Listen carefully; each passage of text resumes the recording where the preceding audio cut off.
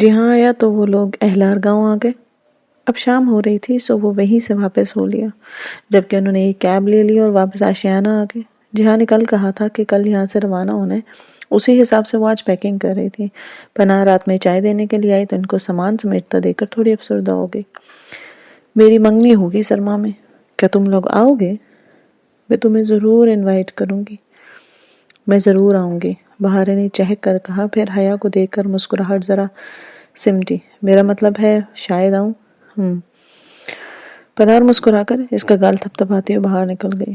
عائشہ کہتی ہے کہ جب میں اس کے پاس آ جاؤں گی تو ہم مل کر دور کسی ملک چلے جائیں گے جہاں پاشا بے نہ ہو اور جہاں ہم عائشہ اور بہارے بن کر رہیں، منا اور حنا نہیں۔ اور پھر وہ بہت سا پڑھیں گے بھی صحیح۔ میں کیا کہہ سکتی ہوں بھائی۔ اس نے شانے چکاتے ہوئے اپنا سفری بیگ جو تھا اس کے زپ کی اندرونی زپ بند کی اور اسے یاد آیا کہ اس نے اس خانے میں وہ سیاہ مخملی ڈبی رکھی ہے۔ اپنا فراک طے کر دی بہارے وہ ڈبی دیکھ کر ٹھٹک گئی، پھر اس کے پاس چلی آئی۔ حیا نے ڈبی کھولی، اندر سیاہ مخمل پہ وہ نازک سا نیکلس جگمگا رہا تھا۔ حیا نے نگاہیں اٹھا کر بہارے کو دیکھا۔ پہلے تو وہ اس کی آنکھوں میں حیرت اتری، پھر الجھن اور پھر سر کچھ سمجھ کر اس نے نفی میں جھٹکا۔ یہ وہ نہیں ہے، یہ وہ ہو ہی نہیں سکتا۔ کیا تم نے اسے خریدا ہے؟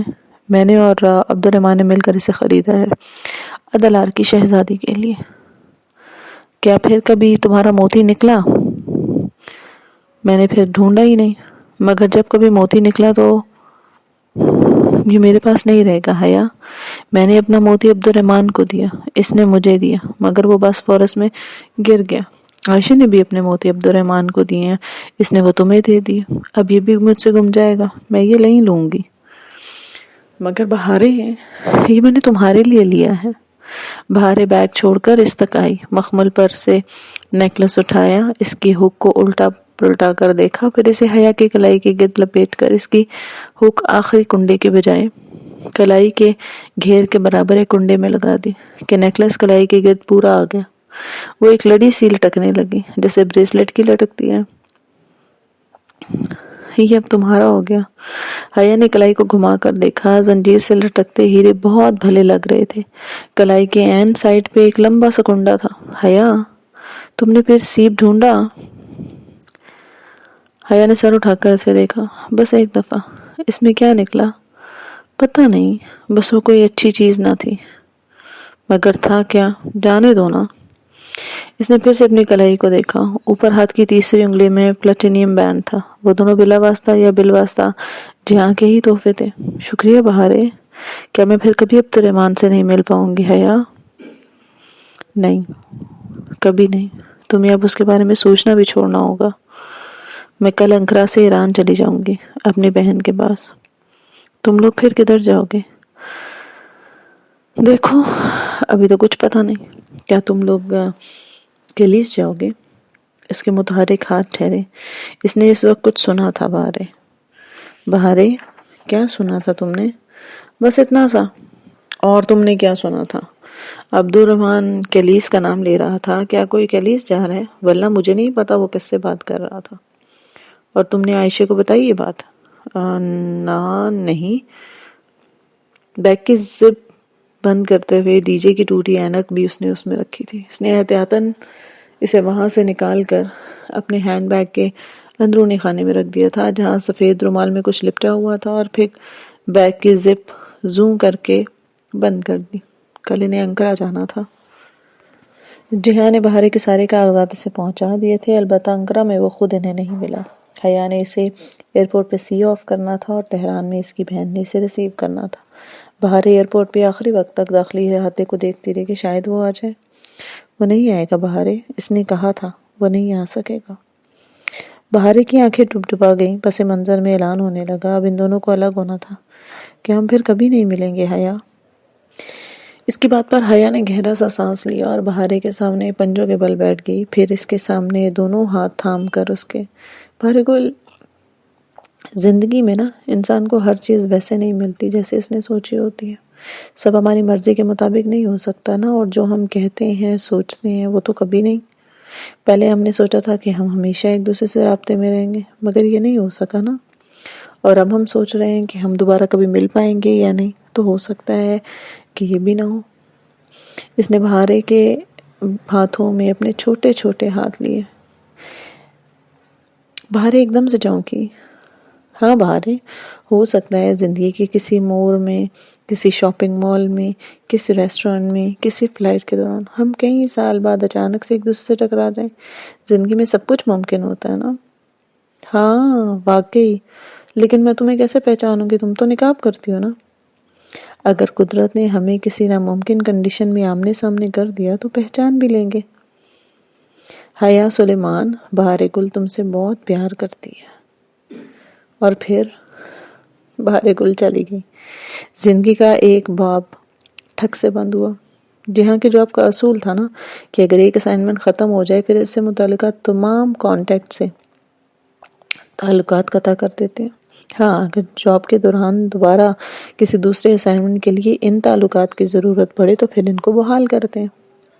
بس ایک مہم سی امید تھی کہ شاید یوں کبھی وہ چاروں پھر اکٹھے ہو سکے، مگر بہت مہم سے، جیسے تیز آندھی میں ٹمٹماتی موم بتی کا شعلہ۔ کھڑکی سے چھن کر آتی روشنی کتابوں کے صفحوں کو پڑھ رہی تھی جو اس نے اپنے سامنے پھیلا رکھے تھے۔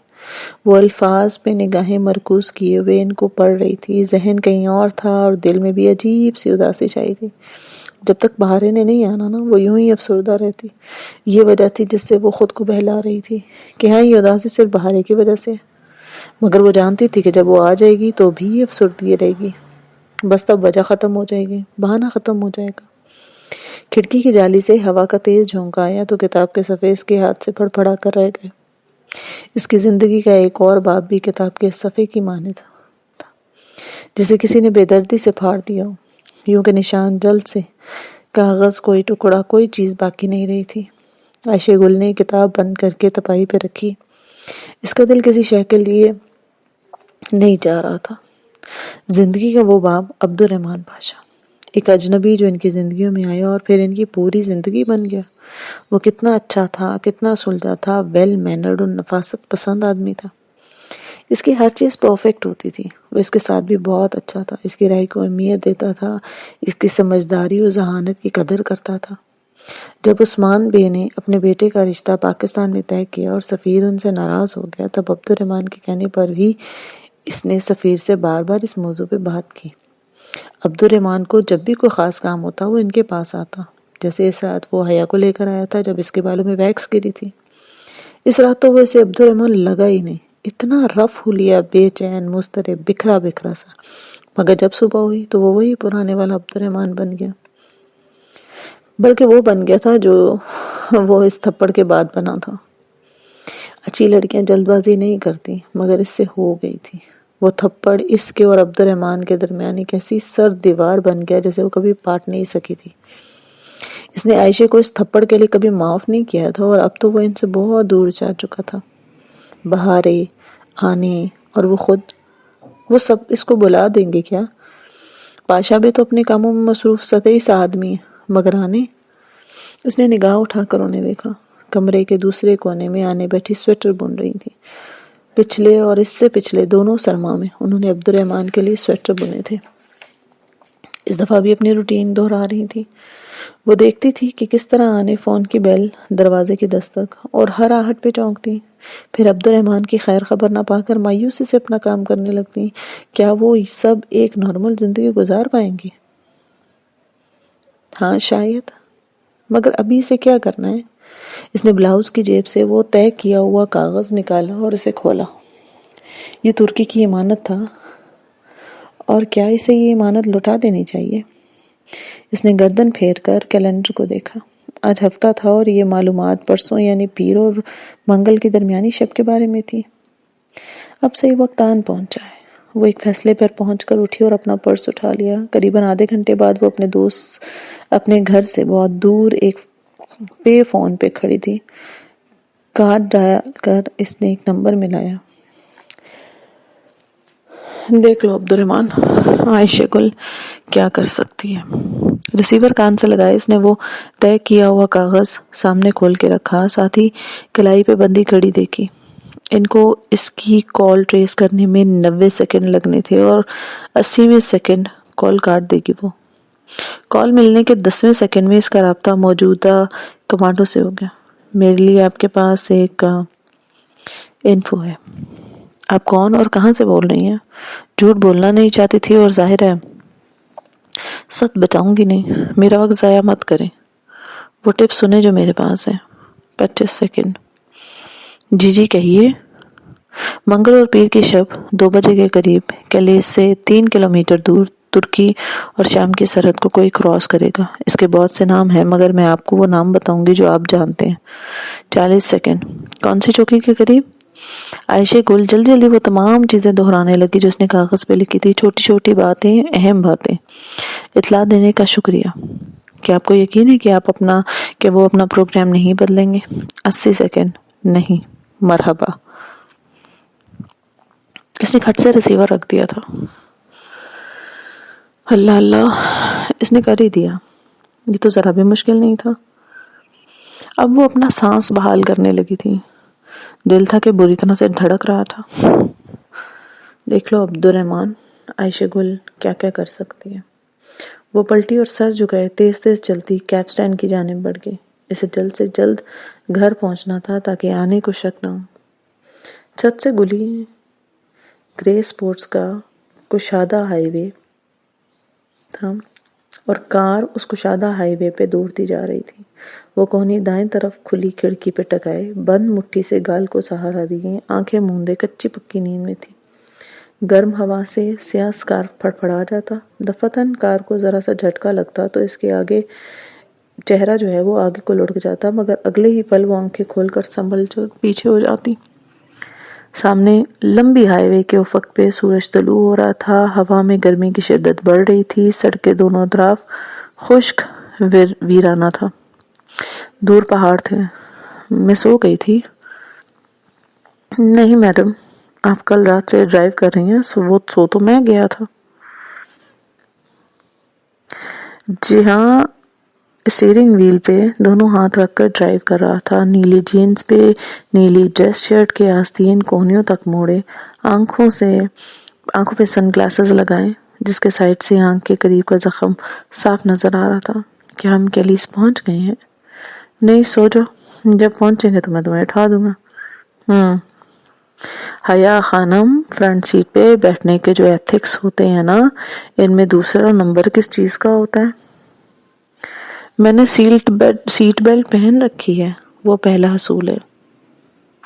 تمہارے منہ سے ایتھکس کا ذکر سننا کتنا خوبصورت لگتا ہے نا جہاں۔ کیوں؟ چند ایک باتوں کے علاوہ مجھے لگتا ہے کہ میں ایک ڈیسنٹ آدمی ہوں۔ تھینک یو ویری مچ جہاں سکندر، ورنہ میں انقرہ سے یہاں تک یہ سوچتی رہتی کہ یہ کار تمہاری اپنی ہے یا چوری کی۔ رینٹ کی میڈم۔ ہم کیلیس کب تک پہنچیں گے؟ ڈرائیو میں کر رہا ہوں، تم تو سوتی آ رہی ہو پھر بھی۔ ایک تو پتہ نہیں ہر ڈرائیو کرنے والا یہ کیوں سمجھتا ہے کہ اس کے علاوہ باقی تمام مسافر تھک نہیں سکتے۔ تمہارا پاؤں تو نہیں دکھ رہا؟ نہیں، ٹھیک ہے۔ اور تمہارا سر؟ میں ٹھیک ہوں۔ آخر دفعہ سچ کا بولا تھا؟ ابھی 10 سیکنڈ پہلے جب میں نے کہا تھا کہ میں ٹھیک ہوں۔ وہ جانتی تھی کہ اگر اس کے سر میں درد تھا تب بھی وہ نہیں بتائے گا۔ چند لمحے گزرے۔ باہر گرم ہوا کے تھپیڑوں کے علاوہ کوئی آواز سنائی نہیں دے رہی تھی۔ ہم کیلیس کب پہنچیں گے؟ 2 گھنٹے مزید لگیں گے۔ تم خود ہی تو مصر تھی، شکایت تو نہیں کری، ٹائم پوچھ رہی ہوں میں، کچھ 70ویں دفعہ پوچھ رہی ہو۔ اور تم کپادوکیا دیکھنے گئی تھی نا، پھر کیلیس آنے کی کیا ضرورت تھی؟ میری مرضی۔ ہم کیلیس میں کہاں رہیں گے؟